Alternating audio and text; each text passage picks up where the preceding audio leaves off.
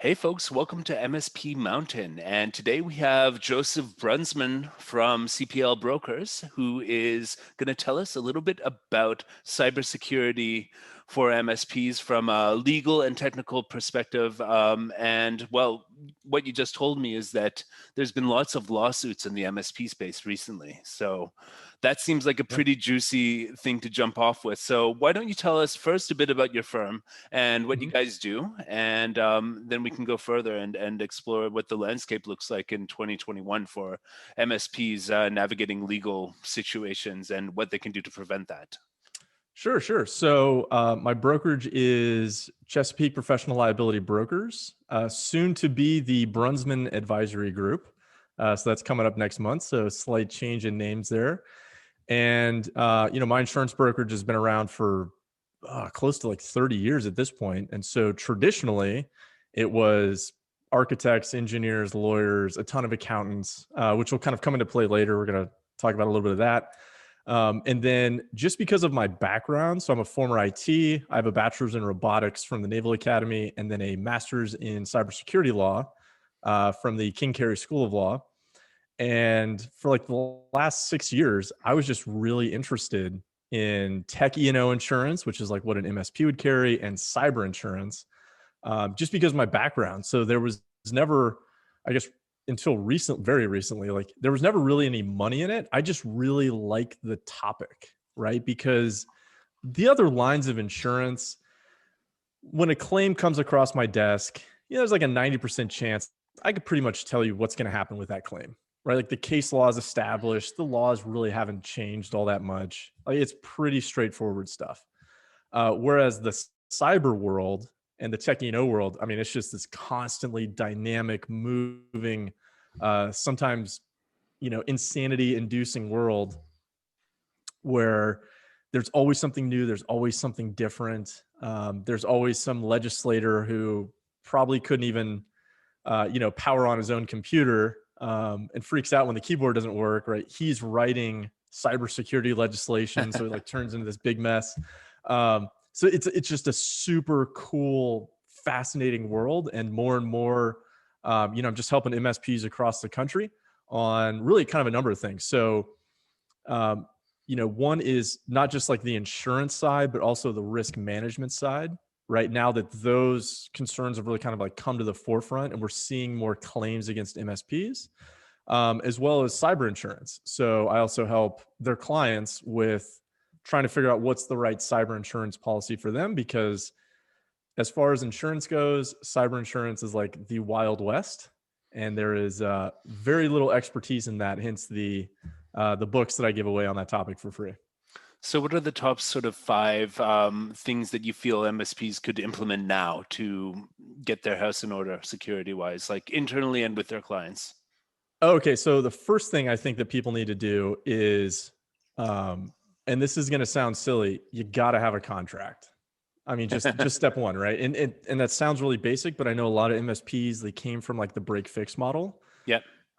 where maybe a contract wasn't really that big of a deal. And so, if you don't have a contract, you're toast, frankly, because then it gets into like he said, she said, and you're just going to get tanked. Because what's going to happen is you're going to sit in front of a jury. If it even gets that far, most likely you're going to settle before then because you really have no defense.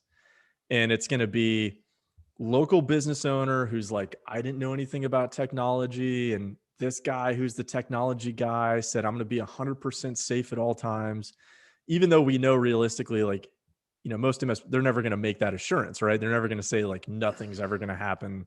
Um, but the interpretation from a non-technically inclined client could very well make that interpretation. So, baseline, make sure you have a contract, make sure it's an appropriate contract. You can always change it depending upon the needs of the client, right, throughout that year. But with that, there's kind of a couple things you need in there, which I think businesses haven't really thought about yet. And these are really what we would consider standard risk management practices in all the other industries.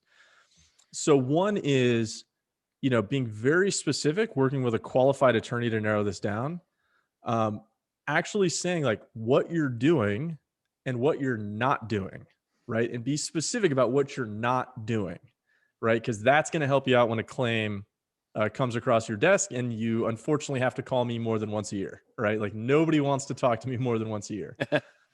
Also, like other kind of standard business practices that you're going to see at attorneys, architects, engineers, accountants is they're always offering a higher level of service, right? So like we know that as an MSP, part of the game is your client doesn't have unlimited funds, right? None of us business owners have unlimited funds. But part of that, like the CYA as it is, the risk management side is always offer that additional service, right? So it's the next step up in security, some additional security control. And the reason for that is if a claim comes across your desk, right? And let's say it's not your fault, well, then that's just an additional layer of defense you have. And for those ultra high risk clients, also thinking about putting in there, hey, these are the additional levels of controls that we're offering, right? Maybe additional package layers. Check here, right, to say that you've been, or initial here, that you've been appropriately advised on the risks and benefits. And if you decline these services, right, initial here, right? So now you have like an affirmative declaration that's when you go to your defense attorney and you say, hey, we offered these services and they declined these services and it's in black and white and they initialed next to it and I talked to him about it. That's a much, much better position to be in than not only just, hey, we had a contract, but also we didn't even have a contract. But I promise you, Mr. Defense Attorney, that I never told them I was going to keep them 100% secure. So what's the bare minimum what should be in the contract on the basic package rather than the premium one? What's the bare minimum that needs to be in there? What are the clauses? Of course, NDA, but then there has to be stuff about their staff and how you've trained them. And yeah, so a lot of it's going to depend upon that specific client, like what kind of industry they're in. But most MSPs aren't going to write a new contract for every client they sign on, right? So correct. So I'd recommend for that, because that starts getting really into like the technical legal side. One attorney that I usually say is a good place to go to is a guy named Don Geider out of Barley Law. There's another one, I think his name is Brad Gross. Can you spell Geider for us? Yeah, so his name is Don, D-O-N, Yeah. and his last name is Geider, Geiter. Okay. And he is at barley.com. So BARLEY.com. And he can really start like narrowing down that specific contract language. A lot of it would also depend on, what kind of services that MSP can even offer. Yeah. Right. What type of clients they have, what type of industries they're in. So for example, if it's a HIPAA client here in the US, right, and they're holding health information, that is different because now you're a business associate of a covered entity under HIPAA. There's kind of different requirements there. Sure. Yeah, definitely. Yeah, he's a good place to start. And one thing that he does that I think is absolutely brilliant and magical, and this also goes into that defense in depth for MSPs, is contractually requiring your clients to carry cyber insurance. Mm-hmm. Now, there's a bunch of very good reasons for that. Foremost is, you can't control if Becky in the accounting office of your client wires $500,000 to a bad guy. Yeah, exactly. Right? Like, you can't control if she doesn't adhere to the internal policies of the business she's working at and she's cruising Facebook and downloads malware, right? When she's supposed to actually be working. Like you can't control that. You can't control people 24 hours a day. So what you want to do as an MSP is make sure that you're contractually requiring your clients to carry that cyber insurance, because you don't want them looking at your E&O policy every time somebody at their business does something that's against policy or is just frankly dumb and doesn't adhere to basic cyber hygiene.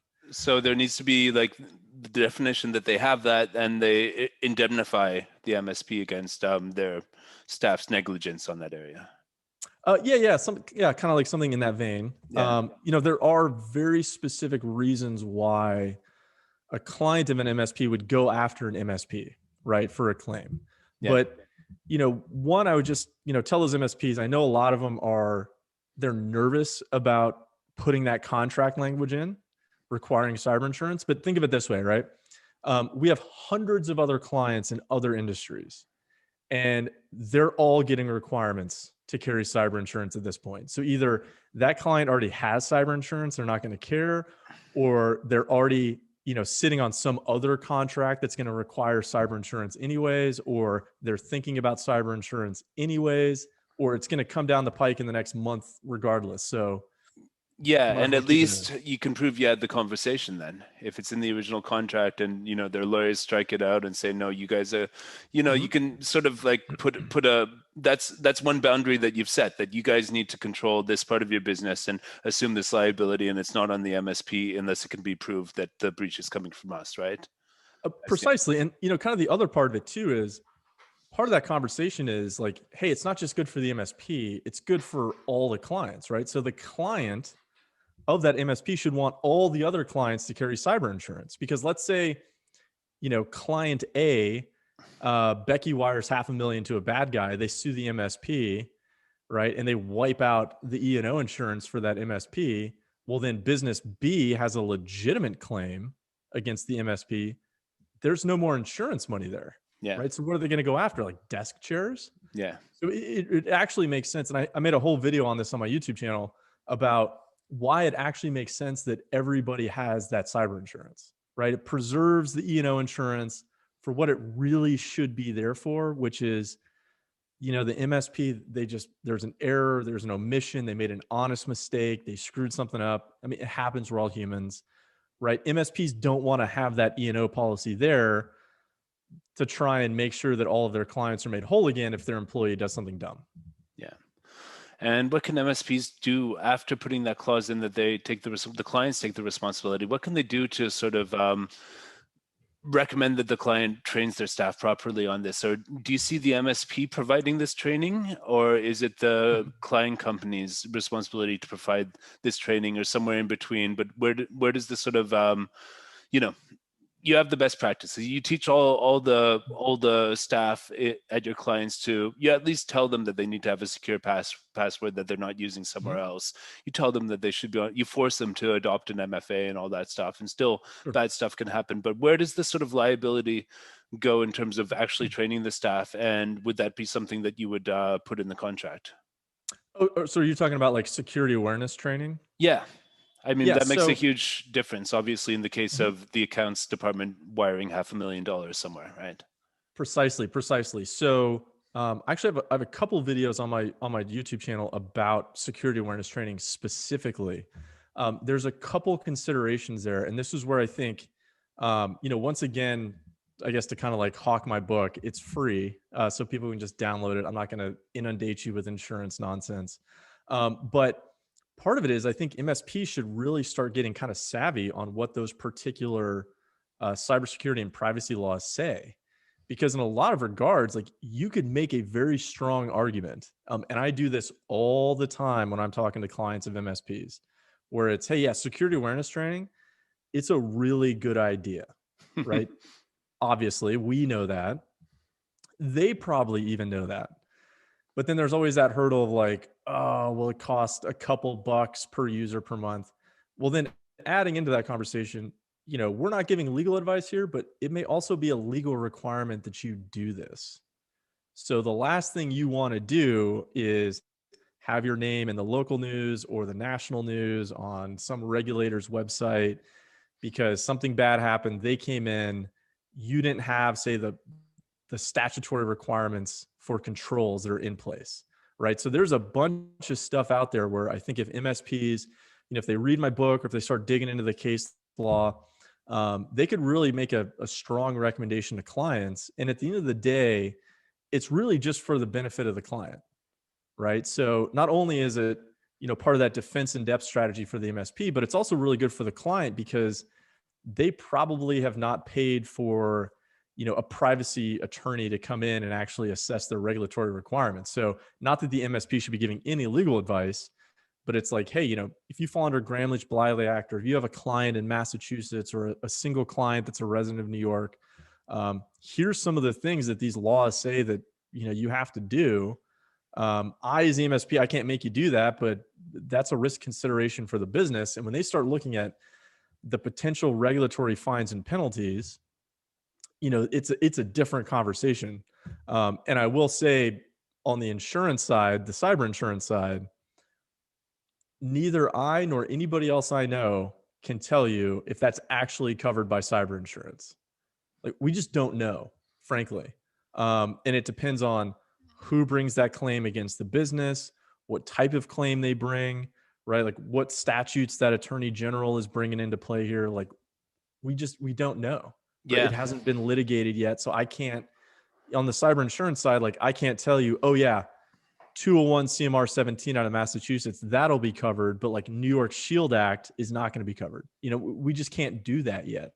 So I guess that's a whole different conversation on the limits of cyber insurance, but that is one of the limits there, where even if your client has that cyber insurance, they should be very cognizant of the fact that it's where insurable by law.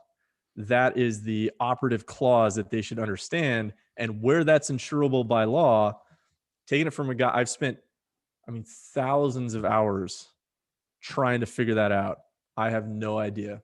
And no other attorney I know that is truly giving legal advice in this sphere has any idea either.